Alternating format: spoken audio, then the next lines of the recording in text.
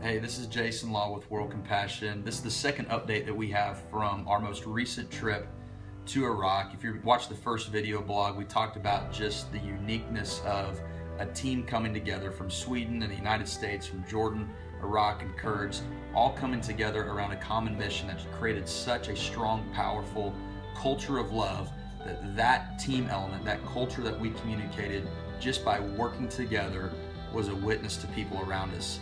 So if you missed that, make sure to watch that. But the other part of this phenomenal trip into the Middle East that we had was a wonderful meeting, an amazing meeting that I had the opportunity to sit in with the Minister of the Interior, Kareem Sanjari, for Kurdistan. And a part of our meeting, I posed a question to him. I said, "Sir, with ISIS right next door to you, literally creating an Islamic state that has such a radical view on Islam, it seems now would be a good time to communicate the message in the heart that the Kurdish people have towards religious freedom." And Kurdistan is a semi-autonomous region in northern Iraq. They have their own constitution, and a part of that constitution is religious freedom. And we have met with the Minister of Interior several times before. He has voiced and voiced again with me that they will allow and protect and defend the rights of even Muslims to change their religion. And so here you have, right next door to ISIS, who's on the world stage, that's communicating and showing such a radical stance of Islam, just the brutality that we see on our news today. But literally the bordering line of Kurdistan has such a different heart and a different outlook.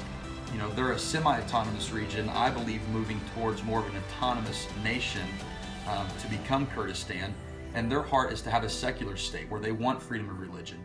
And I said, "Sir, it seems now would be a good time to kind of communicate that message, to fly that banner to the world and draw such a great parallel between what radical Islam stands for and what a nation looking to the future could really look like right in the heart of the Middle East." And he looked at me and he said, "I agree with you, but unfortunately we are 100% focused on defending ourselves against ISIS right now." And I said, "Sir, allow us to help communicate that message." And so, you know, I want you to know that right next door to what you see on the news in ISIS is a people, it's a Kurdish people in Kurdistan that are open to Christians. They're protecting Christians. A part of the fighting forces of Kurdistan protect Christians when ISIS came across, and they still do that today. And that's why it's important that America, that we support the Kurdish people, but also as the church, we rally around that area. This is why we have targeted Kurdistan, is because they are open to protecting Christians, and they are open to Muslims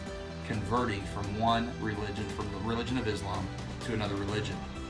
And a second question I posed to him, I said, "Sir, you guys are open to Muslims changing their religion, and it's one thing for you to desire that and want that, and to even have that written in the Constitution, but it is an entirely different thing to see that recognized amongst a society for hundreds and even thousands of years has been predominantly an Islamic society."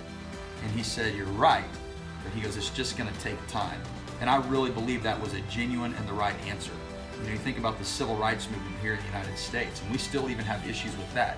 It has taken decades for that to be grafted and to come into our society at a level that we can function, and we still have challenges with that. Well, how much more is this going to take time for a society that has grown up in thousands of years of being okay with it being an Islamic society and not being okay with Muslims changing the religion, to become okay with that?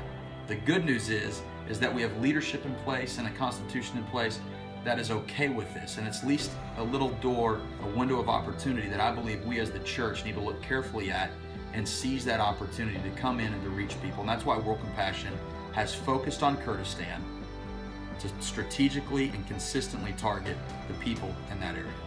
Make sure to be watching. I'm going to share a third element of our recent trip about a unique meeting I had with one of the leaders of some of the refugees living in Kurdistan. We believe this man is open to the gospel message and might even be close to accepting Jesus. I'm going to share more about that story with you and opportunities that we have ahead of us in our next video blog.